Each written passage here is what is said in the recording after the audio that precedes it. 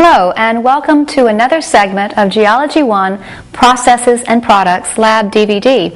My name is Renee Clary, and today we'll be talking about wind in deserts. Let's start off with wind. Wind is a geologic agent. One of the three major themes of physical geology is the 4.6 billion year history of the Earth and how it's changed. The change has been brought about by processes. Now, geologic agents are those agents that erode, transport, and deposit. And during this course, we'll be talking about a lot of geologic agents, including wind, running water, groundwater, shoreline processes, and glaciers. All geologic agents erode, transport, and deposit, and wind is no exception. So let's look at the ways in which wind can erode. Abrasion is a common form of erosion by the wind, in which the wind will etch, polish, or pit various surfaces. Now, rocks that have been subjected to wind direction in one direction over an extended period of time tend to have sharp edges, and these stones that are abraded by the wind are referred to as ventifacts. A yardang is an elongated ridge, and it is aligned so that it is aerodynamic with respect to the wind. Let's take a couple of moments to look at some slides that will show us some of these processes.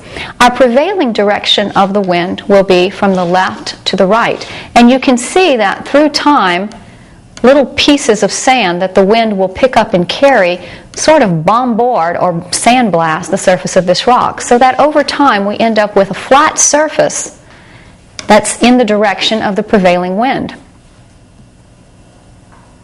Here is a photograph in situ of a desert system, and note that we have flat edges here. Looks like we have flat edges here as well. But based on this photograph, where do you think the wind direction, the prevailing wind direction, would be? If you said from the lower right to the upper left, you would be correct. This is the flat surface, and this seems to be the direction that the wind is picking up little particles of sand and abrading the surface of these stones.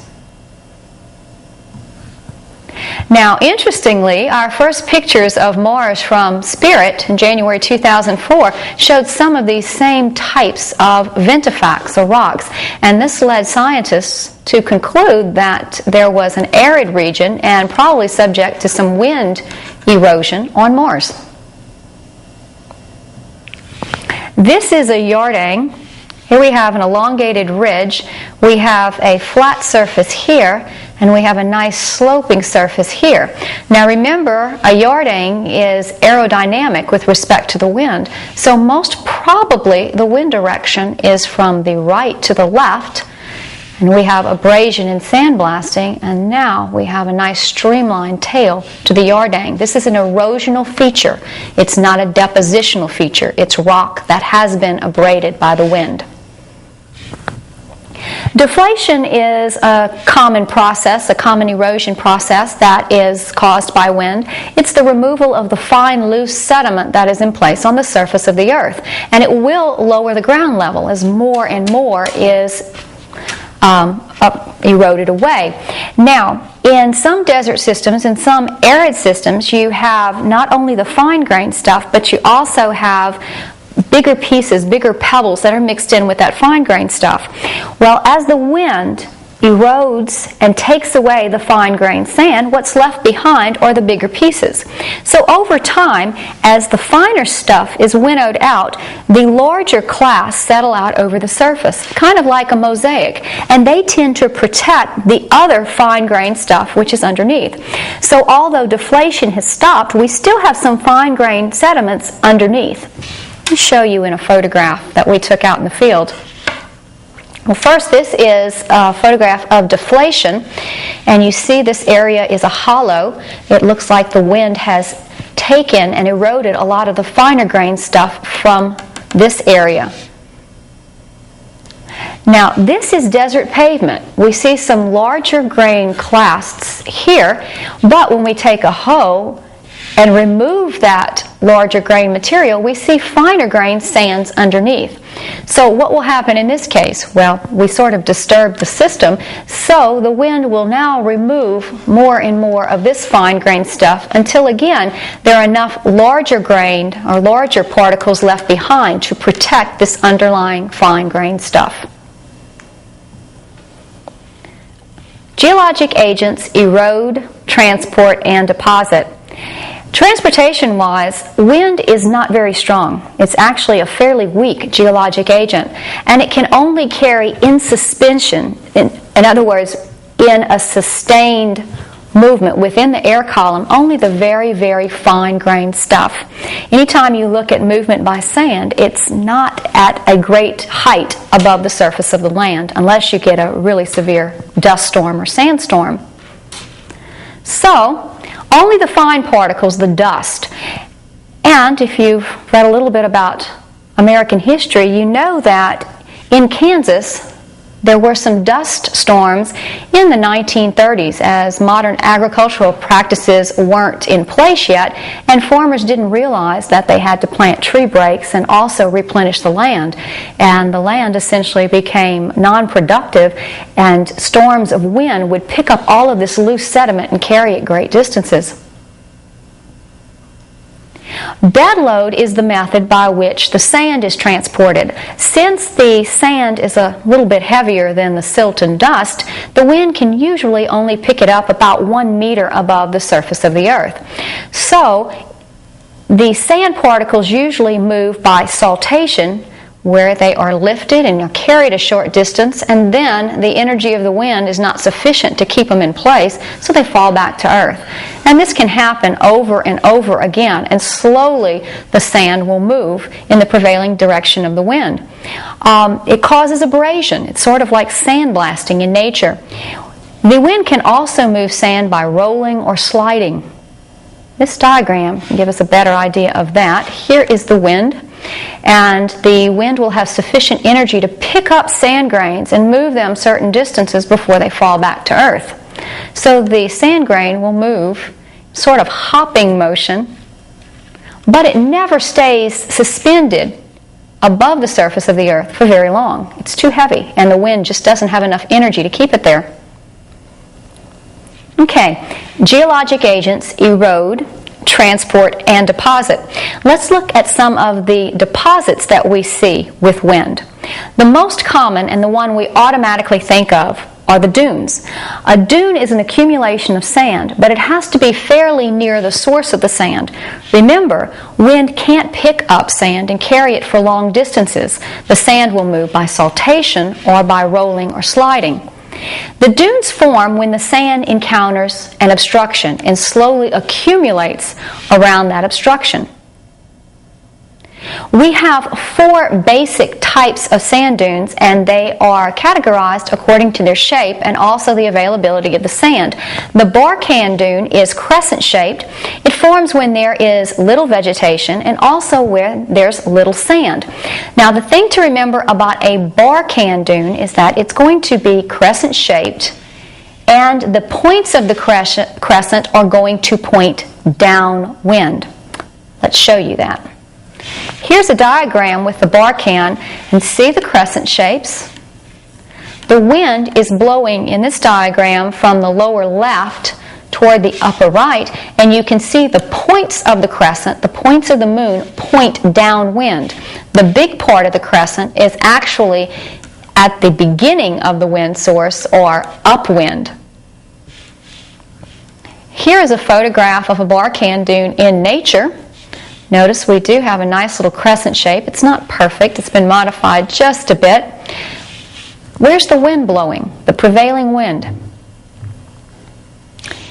You should note immediately that we have points of the crescent, of the Barkhan dune, that are pointing in the lower right-hand part of your screen. Therefore, the wind, the prevailing wind, is coming from the upper left toward the lower right of the screen. Those are Barkhan dunes. Again, little vegetation and little sand. We can also have longitudinal or scythe dunes that can grow to be very large, and they also form sometimes when there's just very little sand.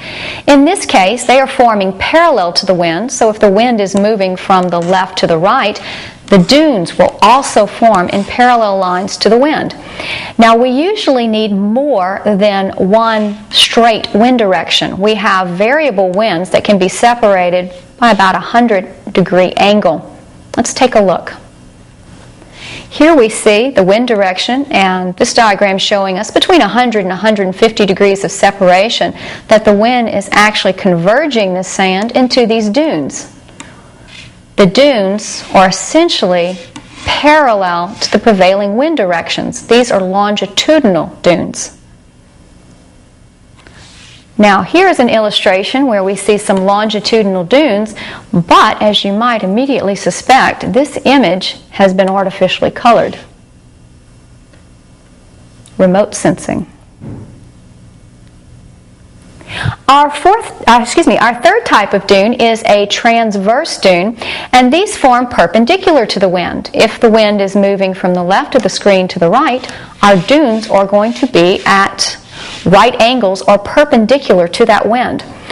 These transverse dunes form when there's a lot of sand, but very little vegetation. We can also see a variation of the transverse dune that has a little bit of that crescent shape to it, the Barkhan shape to it. So we can have a Barkhanoid dune, which is a cross between a transverse and a Barkhan dune. The diagram for transverse shows the wind again. Here we're on the lower left, and the wind is moving toward the upper right of the screen, and we can see that these sand dunes are forming perpendicular to the wind direction. Here is a diagram, a photograph that shows the transverse dunes. The shocking part of this photograph, this is the capital of Mauritania in northwest Africa. We can see that we have urbanization, a lot of people living at the very edge of the desert. Okay, so if we have dunes that are perpendicular to the wind direction, is the wind moving either from north to south or south to north, or are we looking at east and westerly directions?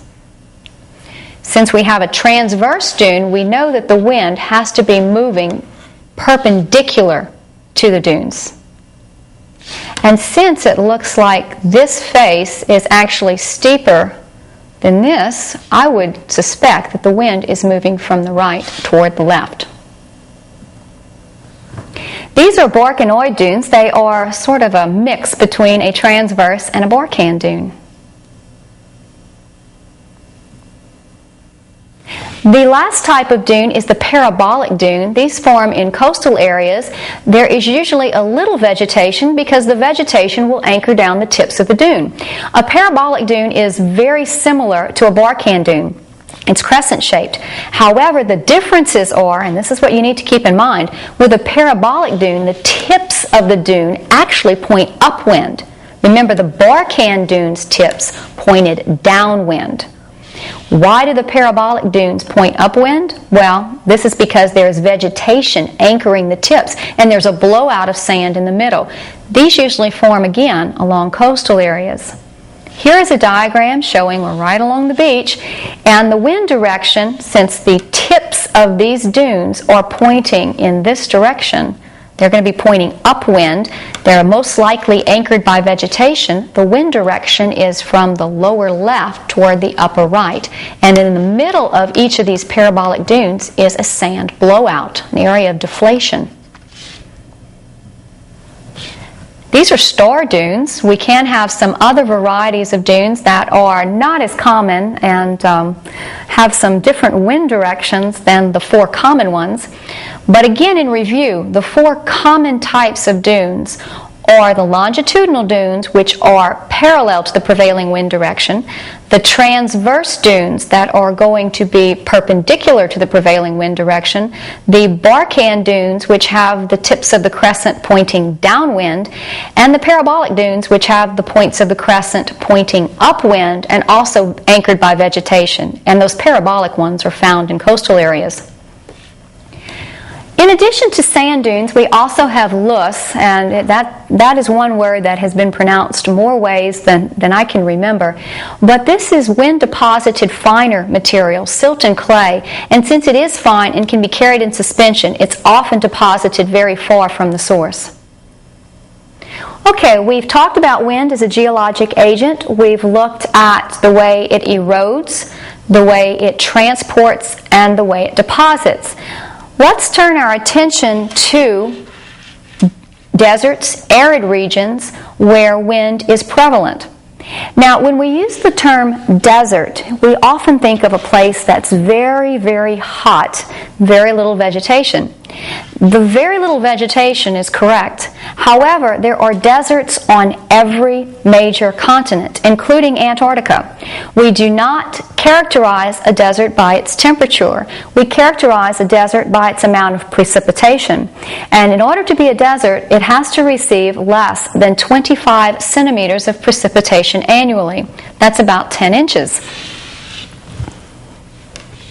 25 centimeters or less of precipitation every year, and that of course will result in little vegetation. And it's important to keep in mind that although we've been discussing wind as a geologic agent and wind is effective in deserts, it is not the most effective geologic agent. When it does rain, even though it's 25 centimeters or less a year, water does much, much more in the way of sculpting the land than the wind does. So water is still the most effective geologic agent, and it does that through mechanical weathering or the physical breakdown. Here is a photograph of a desert, and again, very little vegetation. We can go more extreme and look at this landscape. You'd be hard-pressed to find many plants here. Very little precipitation. Now, this is a dry wash or an ephemeral stream bed, and most of the year there's nothing in it except some sediments, maybe some gravel that's been deposited at the bottom. However, when the rains come, the water moves very, very quickly through the area. There's not much vegetation to help it soak into the earth. So the water moves quickly and moves a lot of sediments, and suddenly this dry stream bed becomes very, very active, transporting sediment and water. Here is a view of an ephemeral stream bed from an overhead view, and right now there is no water in it. For most of the time during the year, it will be dry. Let's look at some of the desert landforms and perhaps how they might look on a topographic map. A playa is a dry lake bed. When the rains come, it may fill with water, but during most of the year it's dry. This is not water. So what is it? Well, when the water does come, it moves a lot of sediments, including a lot of minerals in solution. As this water accumulates, it forms the playa, the lake. But then, as the heat of the desert is underway and the water evaporates, it leaves behind minerals. These are evaporites, or salts, that are precipitated as the water evaporates. Now, the way to tell a playa versus a lake on a topographic map, you can usually see a lower change in elevation as you get to a basin that would hold a lake, and if you're in a desert region, your water will not be colored blue because it's simply not there. You'll have a depression, no water. Alluvial fans are deposits of sediment on the desert floor. As these mountain streams leave the area, the upper reaches of the mountains, and transport down on the desert floor, they lose a lot of their energy and they start depositing sediments in a fan-like shape. That is known as an alluvial fan. The steep-sided canyons where the rivers run are referred to as arroyos. Let's take a look. Here we have, over here, this is an arroyo, very steep-sided. We're leaving the mountains here. When water is available, when it does rain, the rain accumulates, is channeled, moves a lot of sediment. When it moves down into the valley floor, it loses its energy and starts depositing heavier stuff where it loses energy and then finer and finer stuff as we move away. This would be an alluvial fan. Now, we can have many alluvial fans coming together, and these are called bajadas. And both the alluvial fan and the bajadas form at the mountain front. The mountain front is where the mountain range encounters that Piedmont, the alluvial fan, or the desert floor.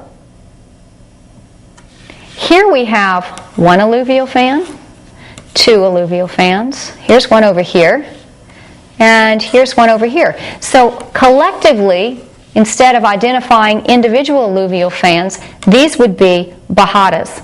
The mountain front, as you may have guessed, is this area where the mountain range encounters the Piedmont, the alluvial fans, or the desert floor.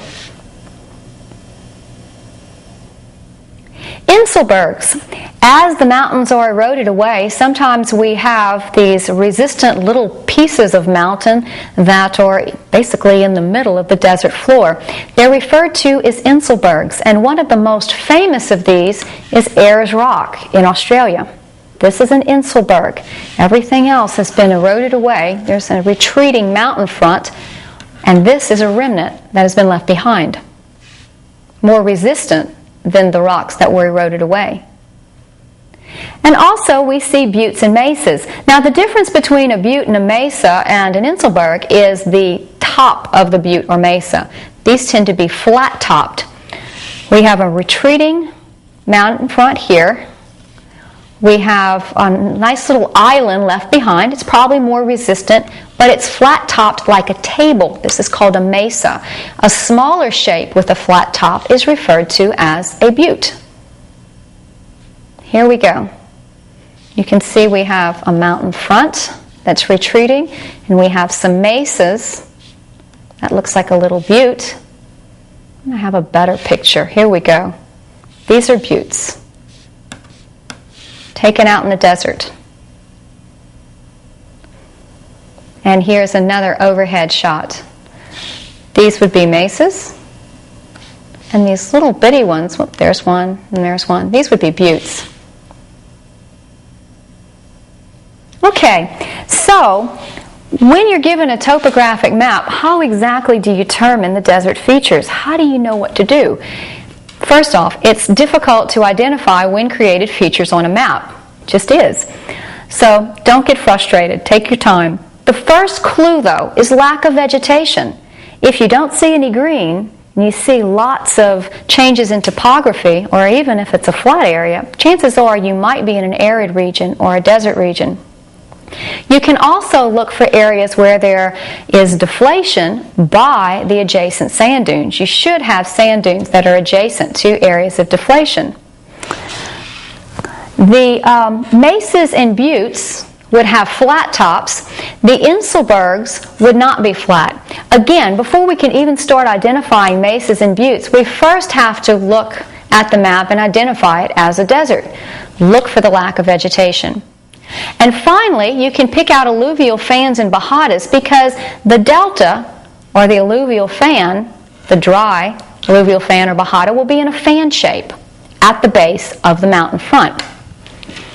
Let's see if we can do that on one of these maps. Ooh.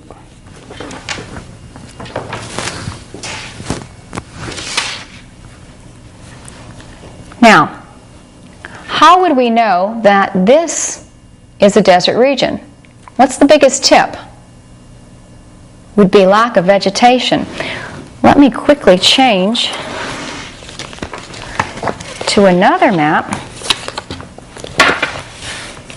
This area is in Arkansas, and I think you can immediately see that there's a difference. Look at all the vegetation.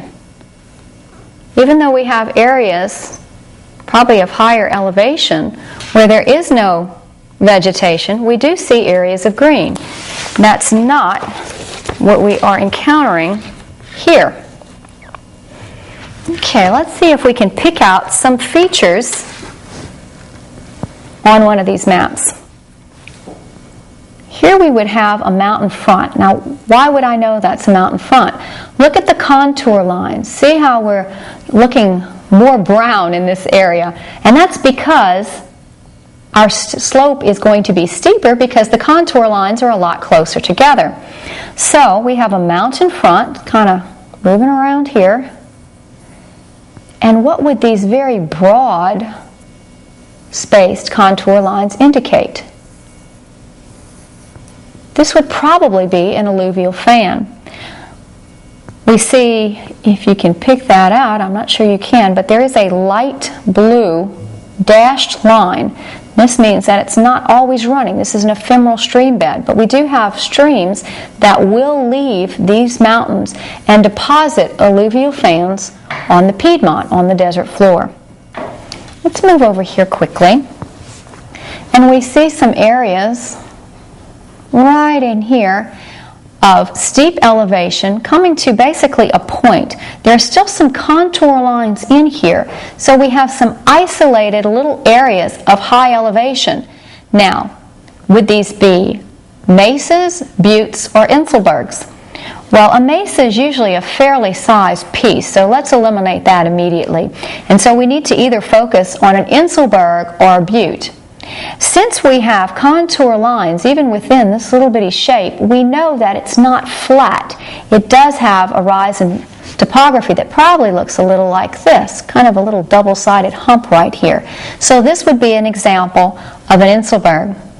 Note that we do have some water down here, so it's not a playa. If we did see a playa, it would be, you would have the contour lines, but you would not be filled in with water. Now this water has shored, so it may not be there all year long.